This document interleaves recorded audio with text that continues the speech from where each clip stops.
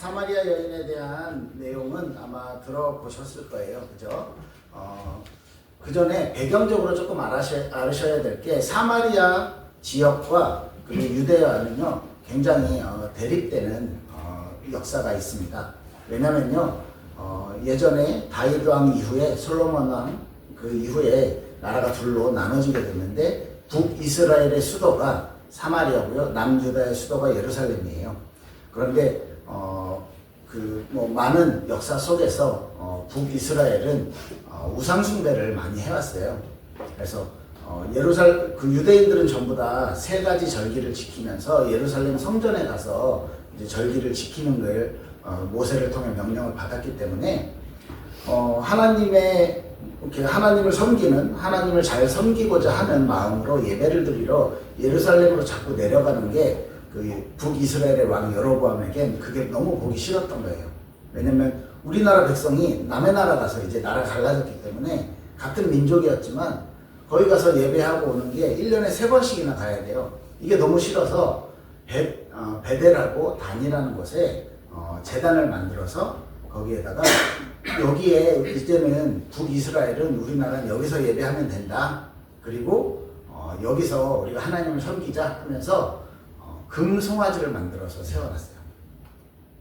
이게 우리를 애굽에서 이끌어내신 하나님이다, 여호와 하나님이다 라고 말하면서 금송아지를 만든 거예요. 하나님을 섬기지 않는 것은 아닌데 십계명의 2번째 형상을 만들지 말라고 한 우상을 만들어 놓고 우리를 인도해낸, 우리를 구원해 주신 하나님이야 라고 약간 굉장히 왜곡된 신앙을 이렇게 선포하게 된 거죠. 그래서 북이스라엘의 왕들의 어떤 평가들을 할 때는 여로보암의 길을 따랐더라 이런 식으로 평가를 해요. 왜냐하면 하나님 앞에 온전히 서지 않고 여로보암이 행했던 우상 숭배를 그대로 행했다. 그리고 여로보암보다 더 악했다. 이런 식으로 평가를 하게 됩니다. 그렇지만 남유다는 온전히 하나님을 섬기는 그런 신앙을 유지하게 됩니다. 이렇게 긴 시간이 지나면서 주변에 있었던 강대국인 아시리아가 BC 722년에 북이스라엘을 먼저 점령하게 됩니다. 그래서 사마리아에 있는 수도에 있는 사람들이 워낙 이스라엘 사람들이 자기 나라의 민족의 정체성을 강하게 갖고 있기 때문에 다른 나라 여자들을 이렇게 다 정복했던 그 사람들을 데리고 오고 또 이스라엘 사람들을, 사마리아 사람들을 다른 곳으로 이주시켜서 이렇게 민족의 어떤 정통성을 흐트리는 혼족 정책을 쓰게 돼요. 그래서 그 아브라함에게 그 시조에게 처음 약속했던 내 씨로 말미암아 그리고 내 씨로 말미암아 하나님께서 모든 복을 너희들에게 그리고 모든 민족에게 주겠다라고 하셨던 약속을 가지고 있었던 유대인들은 민족의 씨가 그러니까 혼혈이 되는 거에 대해서 굉장히 경계를 하고 굉장히 싫어했어요. 그래서 유대인들이 볼 때는 사마리아 사람들은 이방인들보다 더 못한 우리의 정체성을 우리의 정통성을 잃어버린 굉장히 짐승과 같은 존재로 보게 됐습니다. 그래서 그 당시에 예수님이 오셨던 당시에 어느 정도였냐면 예루살렘도 수도고 사마리아도 수도기 때문에 그 사이에 있는 길이 가장 크게 넓은 길이에요. 예를 들면 제2의 도시 부산을 가는 서울에서 부산을 가는 경부고속도로가 가장 크고 넓은 길인 것처럼 그 길이 제일 편안한 길인데 그 사마리아 사람들이 꼴보기 싫어서 오른쪽 산길로 돌아가든지 왼쪽 바닷길로 돌아가면서 유대인들은 아주 신앙심 깊은 사람들은 약간 신앙심이 그 별 상관없어 실리적인 사람들은 그냥 다녔는데 이 사마리아 사람은 그렇게 꼴보기 싫어했던 거예요. 그러니까 아까 중간에 그런 얘기가 나오죠. 아니 사마리아 사람인데 어떻게 나한테 유대인인데 사마리아 여자인 나한테 이런 물을 달라고 하느냐 이런 표현이 상종하지 아니하였다 이런 표현이 아까 있었잖아요. 이제 그런 배경에서 나오는 겁니다. 그런데 오늘 4절에 보면 예수님이요 그 윗지방 갈릴리로 가시는 길에 사마리아를 일부러 통과하신 거예요. 예수님이 사마리아를 일부러 방문하셔서 그 사마리아에 분명히 복음을 필요로 한, 예수님의 사랑을 필요로 하는 사람이 있다라는 것을 아시고 방문을 하신 거죠. 그리고 그때 이제 우물가에 앉아 있고 때가 6시쯤 되어서 어떤 여자가 물을 기르러 왔습니다. 이스라엘에서의 6시는 지금 정오예요. 12시 정도. 아침 6시부터 이렇게 시간을 계수하기 때문에 한낮에 사막 지방에서 움직이는 건 굉장히 이례적인 이야기죠. 지금도 지중해 지방에는 피에스타라고 낮잠 자는 시간 있잖아요. 그렇듯이 아무도 다니지 않아요. 너무 뜨겁고 너무 햇빛이 너무 뜨겁고 더워서. 그런데 그 무거운 물동이를 들고 물을 기르러 가는 이 여자는 여러 가지가 있겠지만 아마 사람들의 눈을 피해서 그 시간에 일부러 나온 걸로 추정을 합니다. 뒤에 있었던 내용들 뭐 남편이 6이다. 유대인들은요 굉장히 이제 음란한 거에 대해서 이제 경계를 하는 사람들인데 그렇기 때문에 아마 이 여자를 보면 와, 저 여자 음란한 여자야 이렇게 아마 뒷담화를 엄청 많이 했나 봐요, 그 사람들이. 그래서 사람들이 가장 안 나오는 시간에 물을 기르러 나왔어요. 근데 이 언니 예수님을 만났잖아요. 예수님이 물 좀 주세요. 그랬더니 굉장히 퉁명스럽게 대답해요. 예수님은 굉장히 정중하게 부탁을 했는데 아니 이런 식이에요. 아니 잘나신 유대인께서 나 같은 사마리아 여자에게, 나 같은 짐승 같은 여자에게 물 달라고 합니까? 이런 식으로 표현한 거예요. 그러니까 예수님이 너 내가 누군지 알았으면 이렇게 얘기한 거죠. 물 줬을 텐데. 그러니까 그 여자가 또 얘기합니다. 아니 물 기를 그릇도 없으면서 무슨 뭐 이랬어요. 그러니까 이 물을 마시면 다시 목마르지만 내가 주는 물을 마시면 영원히 목마르지 않아. 그러니까 여자가 그럼 나도 주세요. 나 이제 물 기를 안 와도 되게. 물 때문에 사람들 만나서 뒷담 안 들어도 되게 나 그 물 좀 주세요. 이러니까 예수님이 뭐라 그래요? 갑자기 화제를 바꿔요. 네 남편을 불러와라. 그러니까 여자가 나 남편 없는데요. 예수님이 너 그래 없는 게 맞을 수도 있겠다. 너 5이나 있고 지금 사는 사람도 네 남편 아니잖아. 그죠? 이렇게 이야기할 때 여자가 선지자십니까? 얘기하는 건 뭐예요? 점쟁이세요? 뭐 이런 느낌이에요 지금. 우와 어떻게 알았어? 근데 창피한 거잖아요. 내가 너무너무 창피하고 숨기고 싶은 그 일을 예수님이 말하니까 선지자십니까? 혹시 그러면 자기 부끄러운 건 살짝 내려놓고 혹시 그러면 당신들은 예배를 예루살렘에서 해야 된다고 그러는데 우리는 여기 이 산에서 베델과 단 여기서 예배한다고 하고 어떤 게 맞는 거예요? 화제를 바꿔버려요. 왜냐하면 내가 부끄럽고 창피하니까. 그런데 예수님은요 그것에 대해서 정확한 답을 주시죠. 예배는 장소가 중요한 게 아니야. 아버지께 예배하는 것은 뭘로? 신령과 진정으로 우리의 영과 우리의 진리로 하나님께 예배드리는 거야. 그래서 하나님이 그런 예배하는 자를 찾으신단다 얘기하시면서 우리 예배 때마다 이렇게 선포하는 24절에 하나님은 영이시니 예배하는 자가 영과 진리로 예배할지니라 이 말씀을 선포하죠. 그러니까 이 여자가 지금 역사적으로 몇백 년 동안 왜곡된 신앙을 가지고 뭐 중간에 선조들은요 바알 신을 섬기기까지 했었어요. 그렇게 그렇지만 유대인의 전통에서 아브라함의 씨로 메시아를 통해서 우리에게 참된 구원자가 하나님께서 구원자를 보내주실 것이고 그 구원자를 통해서 우리의 모든 것이 우리 인생의 모든 것이 회복될 것이다. 우리나라의 모든 것이 회복될 것이다. 라는 그 말씀은 분명히 기억하고 있었어요. 그래서 맞아요. 나도 들은 적 있어. 진짜로 회복되는 건 메시아라 하는 자, 그리스도라 하는 분이 오시면 모든 것이 회복될 거라고 저도 들었어요. 이 얘기를 하는 거예요. 그러니까 예수님이 마지막에 26절에 이렇게 말씀하시죠. 내가 그야. 내가 그리스도야. 내가 역사적으로 지금 1000년이 넘게 기다려왔던 그 메시아가 바로 나다.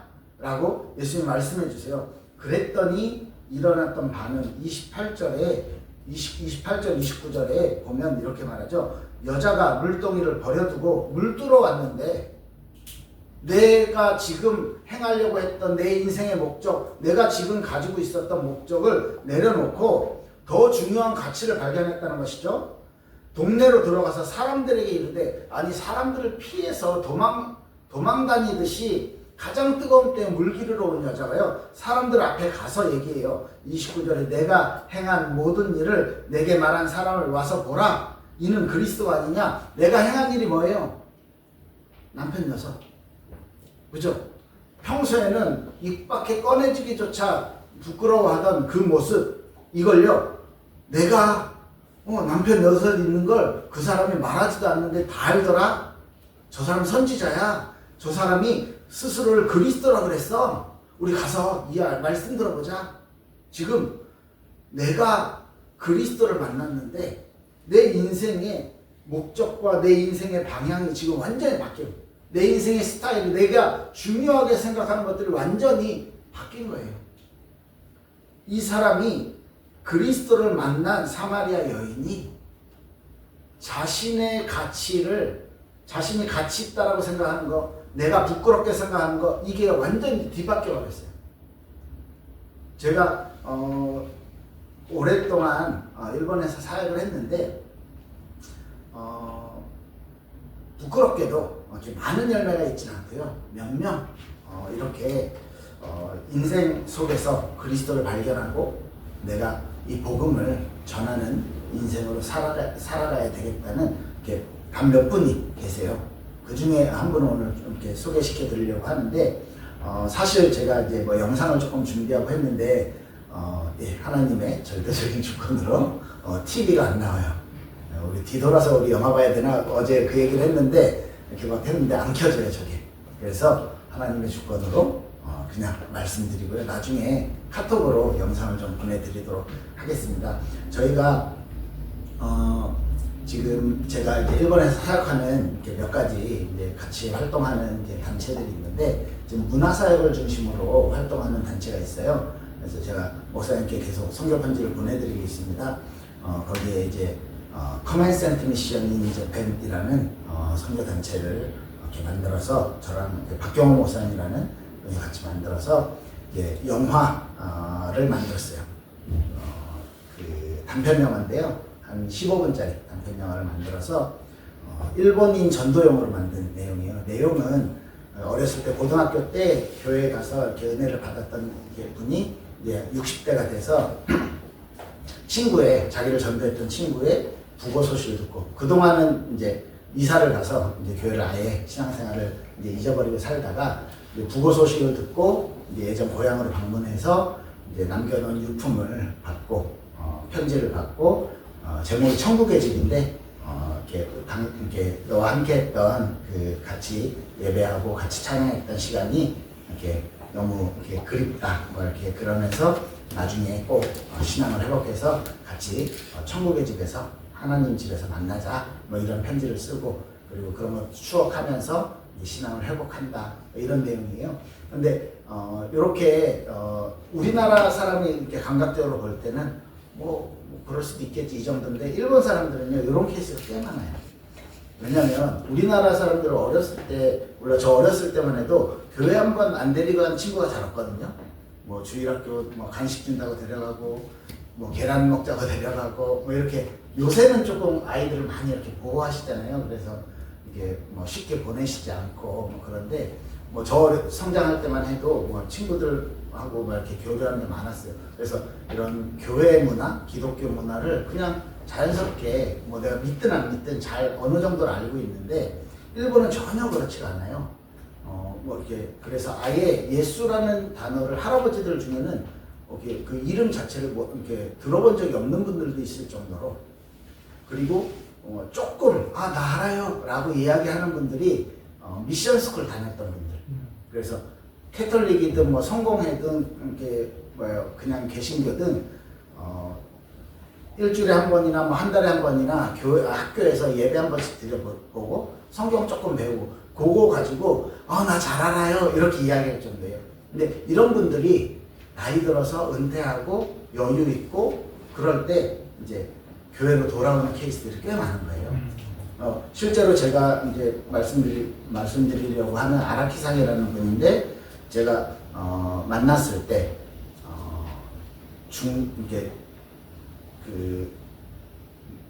가수로 데뷔한 지 뭐 한 30년 정도 되신 분이었고, 이분이 실제로 이제 시골에서는 고등학교 때까지는 어머니랑 같이 교회를 다니셨고, 근데 이제 가수 하려고, 음악 하려고 도쿄로 상경을 해서 이제 음악 활동하면서는 조금 잘 나갔어요. 뭐 젊을 때는 TV도 좀 나오시고, 그 다음에 뭐 대기업 광고 CM 같은 것도 많이 만드시고 이렇게 하셨더라고요.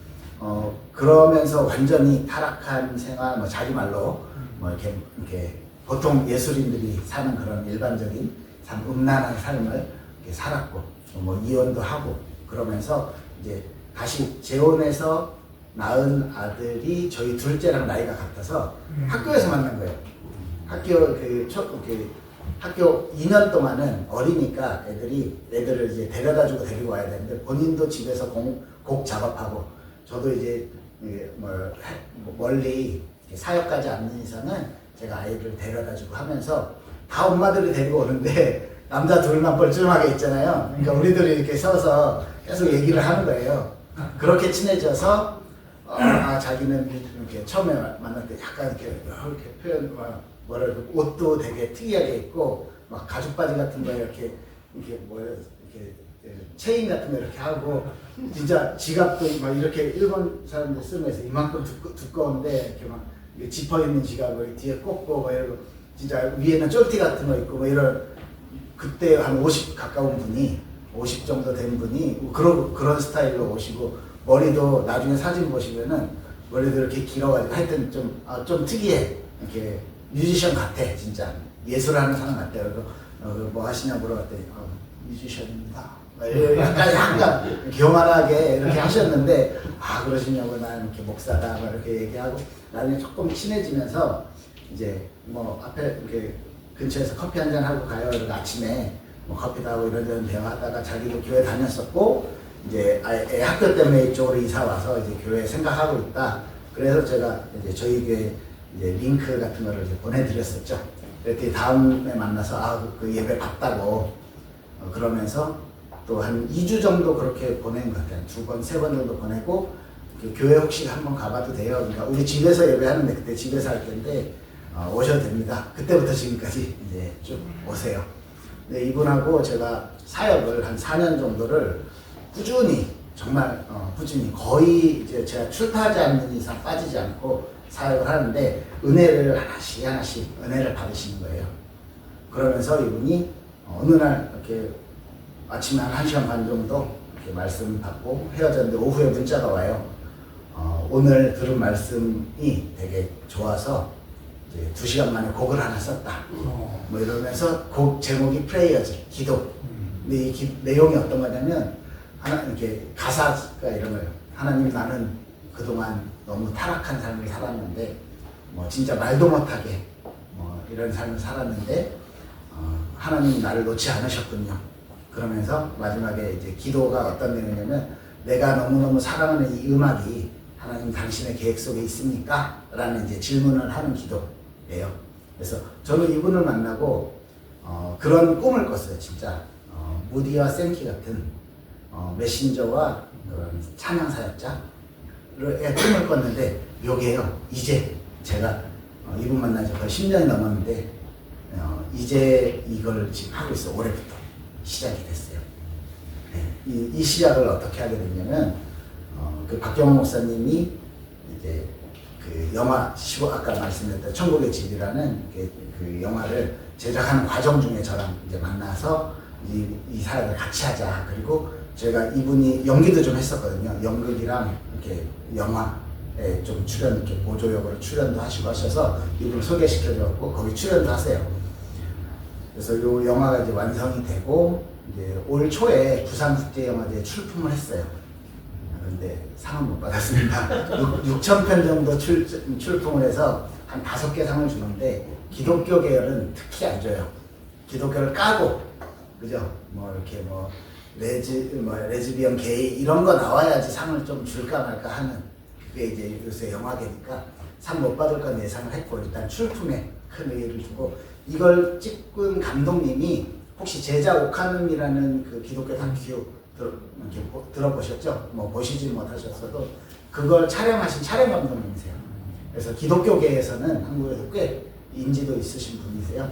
이분 요걸 이렇게 제작을 해주셨고, 그래서 요 영화가 이제 일본 사람들 전도용으로 이렇게 좀 굉장히 내용상, 그래 정서상 좀 맞아요. 한국 사람들이 만들긴 했는데 저도 일본 간지 한 19년 됐고 그 목사님 한 15년 정도 됐거든요. 그래서 일본인 사역들을 오래 했기 때문에 일본인 정서에 맞는 영화를 만들어서 그리고 그 영화에 출연한 배우가 앞에서 이제 간증하고 찬양 집회를 하는 거예요. 이제 이런 문화 콘텐츠를 만들어서 이제 메시지를 전하고 이제 이 내용을 가지고 그 시골에 있는 교회들 좀 전도 우리 어떻게 하지? 시골에 있는 교회들은요 평균 연령대가 70세 정도 돼요. 일본에 있는 한 대여섯 명 모이시고 많아야 한 열댓 명 모이시는데 한 이렇게 평균 연령이 70세. 그러면 이제 한 10년 지나면 전부 다 장례식을 하겠죠. 이제 그런 교회 뭐 전도할 의욕도 없으시고 사실 그냥 우리 모여서 예배 드리고 밥 한 끼 먹고 주일날 가고 그게 그냥 이제 그들의 그냥 신앙생활의 패턴이 돼버린 이런 분들에게 우리 교회에서 영화 상영한대, 우리 교회에서 찬양 라이브 콘서트 한대, 그렇게 해서 이렇게 초청을 하는 해서 이제 복음을 전하고 또 그렇게 초청이 되면 그 목사님이 또 의욕적으로 사역을 하기 힘드실 거 아니에요. 그래서 저희가 준비하는 그 텍스트로 계속해서 양육할 수 있을 때까지 후속 사역까지 좀 도와드리는 그런 기획을 전도 기획을 저희가 했습니다.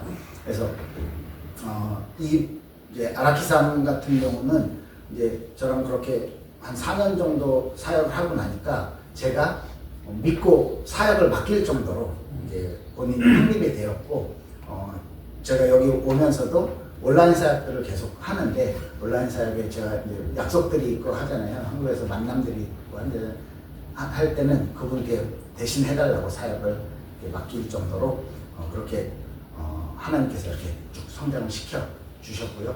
말하지 않아도 성경을 1년에 한 3번 정도 읽으세요. 많이 읽을 때는 한 5번 정도까지 읽으시고, 제가 이번에 한 2년 반 동안 한국에 있다가 작년 여름에 들어갔거든요. 다시 들어갔거든요. 나오기 전에 한 성도들이 한 10분 정도 이렇게 계셨는데, 제가 한국에 나오면서 온라인으로 사역을 할 건데, 저기 하시면 주변에 좋은 교회들 찾아서 가시고, 혹시 잘 모르겠으면 제가 같이 찾아드릴게요. 이렇게 하고 나왔는데, 한국 분들은 목사님이 없는 교회가 싫으신가 봐. 바로 이렇게 다 이렇게 제가 할 길로 가셨는데, 일본 분들 한 3-4분이 지금까지 남아 계신 거예요. 3년 동안을 온라인으로 예배, 유튜브로 예배하시면, 저도 오늘 아침에 새벽에 일어나서 한국어 예배, 일본어 예배 찍어놓고 유튜브에 올려놓고 이제 왔거든요. 그렇게 해왔고, 그렇게 해서 남아주시고 기다려주신 분들이 이분들 중에 이제 아라키산을 소개해 드리는 거고요. 이분은 그래요. 제가 저희가 이런 사역을 하는데, 아라키산은 이제 그 1년에 한 4-5번 정도 라이브 공연을 통해서 이제 수익을 얻고 하세요.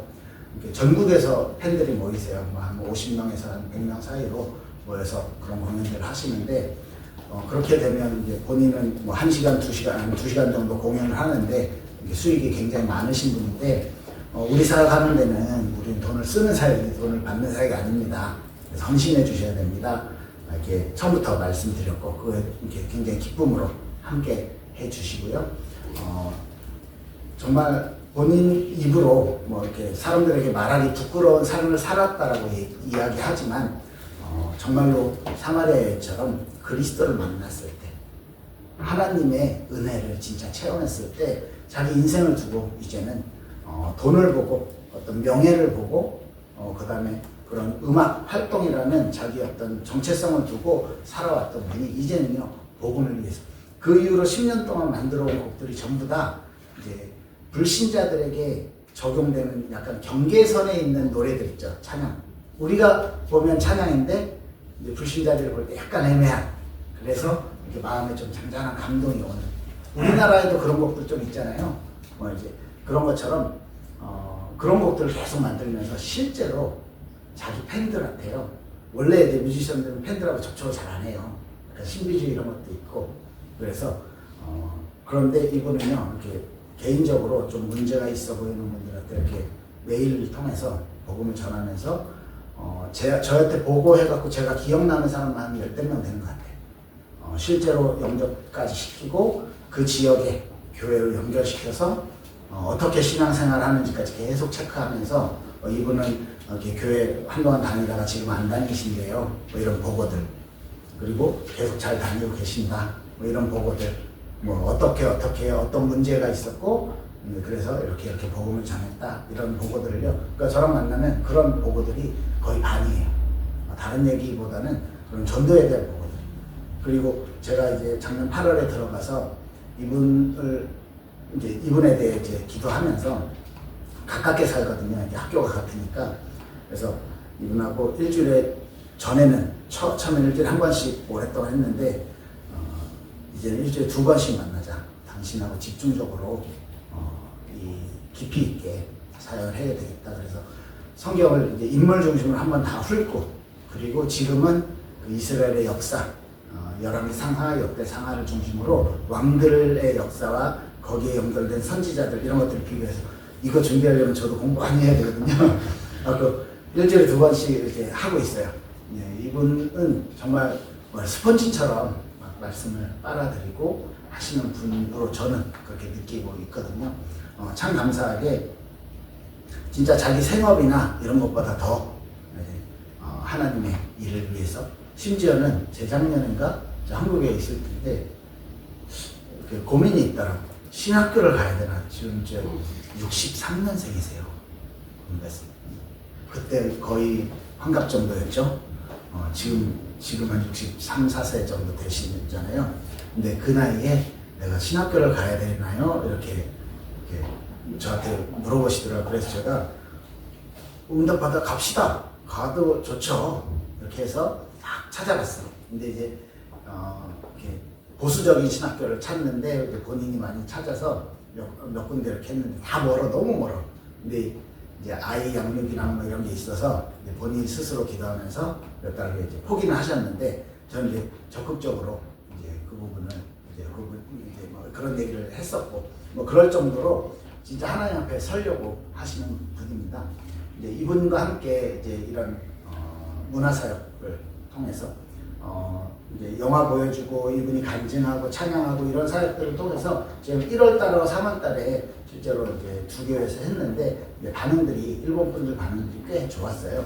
그래서 이 사역을 좀 본격적으로 하기 위해서 저희가 9월달에 그 감독님도 초청해가지고 이렇게 시사회 같이 이제 도쿄에 큰 교회를 빌려서 전도 집회를 조금 키워가지고 아라키상도 출연시키고 같이 협력하는 분들 중에 일본의 사계라는 극단이 있어요. 아주 유명한 일본엔 그냥 탑이에요.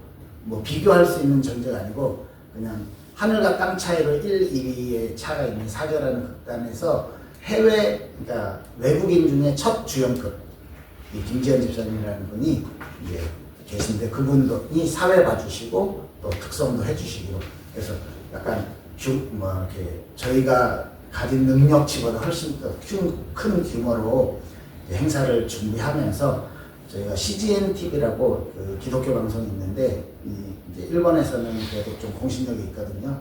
그래서 좀 초청해서 저희가 좀 홍보 좀 하면서 일본 사람들도 안전빵 좋아하시는 그래서 공신력 있는 뭐 이렇게 CGN TV에 나오면 아마 많은 교회들이 이런 저희 컨텐츠를 활용을 하실 수 있을 거라고 생각을 했고요.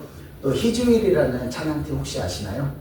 광야를 지나가 이렇게 되게 유명하신데 히즈윌 팀이 10월 달에 저희 그 재해 지역 그 후쿠시마 그 쓰나미 있었던 그쪽 지역하고 도쿄하고 해서 4번 콘서트를 기획을 했습니다.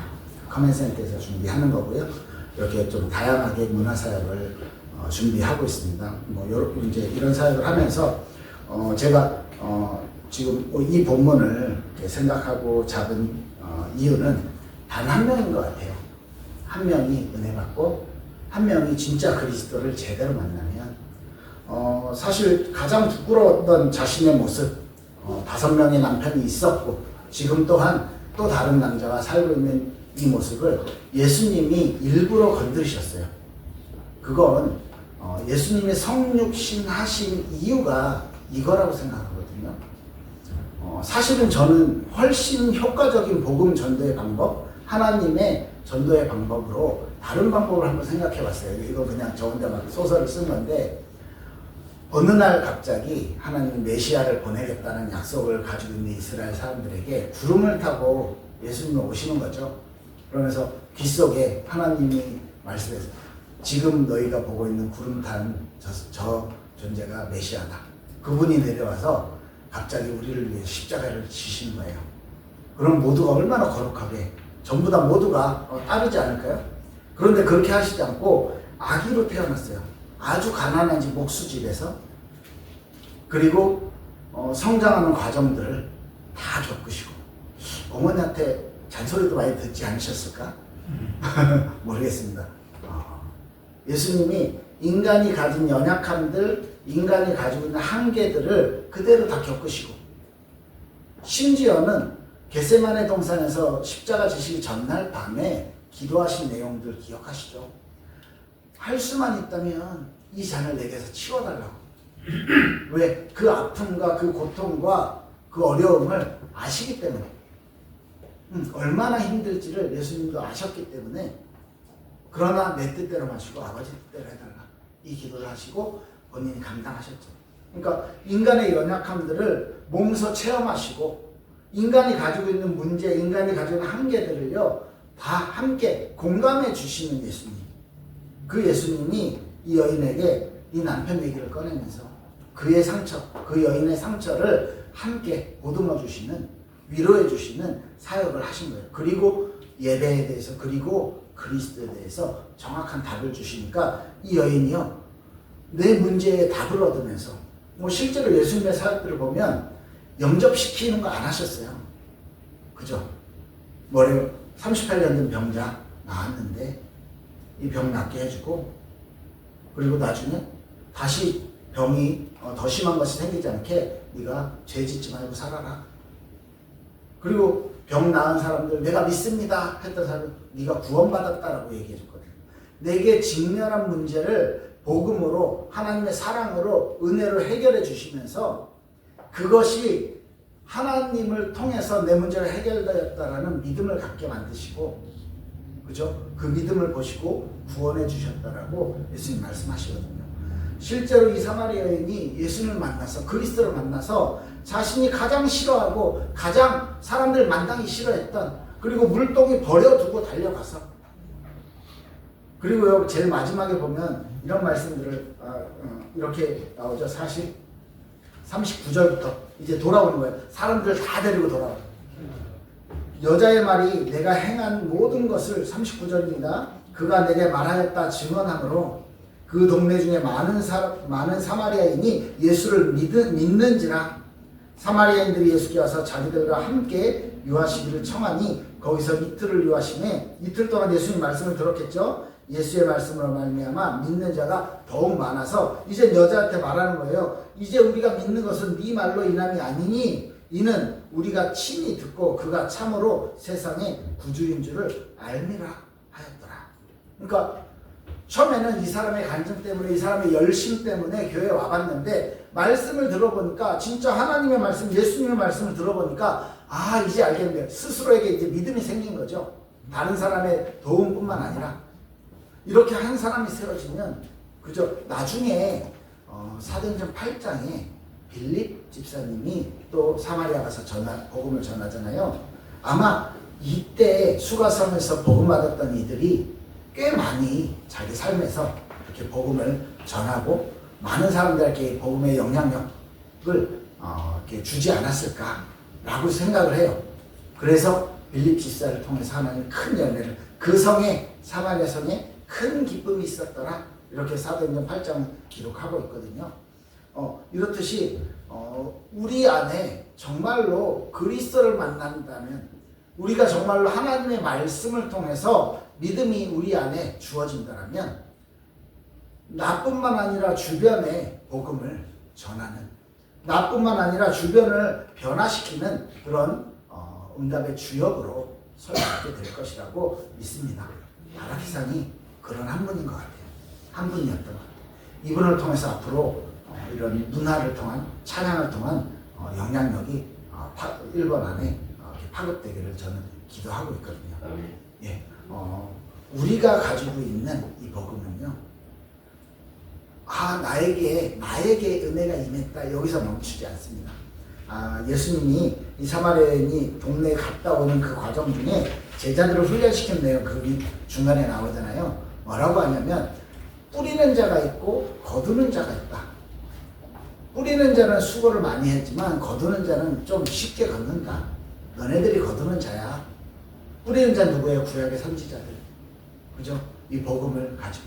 그리고 이제는 때가 됐어. 휘어져서 뭐예요? 추수할 곡식. 휘어져서 이미 무겁게 내려와 있어. 이제는 거두기만 하면 되는데 사마리아의 현장, 지금 막 몰려오고 있는 그 사람들을 두고 지금 제자들을 훈련시키는 거고요.